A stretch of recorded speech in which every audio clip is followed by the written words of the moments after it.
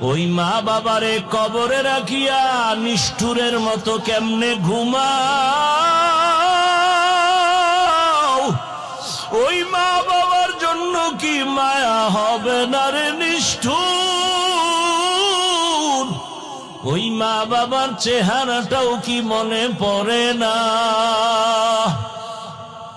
ওই মা বাবার কথা মনে পড়লে চোখের পানি ধরে রাখা যায় না। আল্লাহ রাব্বুল আলামিন প্রথমেই বলেন ওয়াকাদা রাব্বুকা আল্লা তা'বুদু ইল্লা ইয়্যাহ। আল্লাহ বলে বান্দা-বান্দীর দল, তোমরা আমার ইবাদত ছাড়া অন্য কারো ইবাদত করো না। আল্লাহ রাব্বুল আলামিন প্রথমেই বলেন আমার ইবাদত করো, আমার ইবাদত ছাড়া অন্য কারো ইবাদত করো না। তারপরে বলেন তোমরা মা বাবার সাথে সদয় ব্যবহার করো, সুন্দর আচরণ করো। তারা হাজিরিন, আল্লাহ রাব্বুল আলামিন পারলে তো চাইলে পারতেন তার সাথে মা বাবার আলোচনা না আইনাও পারতেন, কিন্তু আনলেন কেন?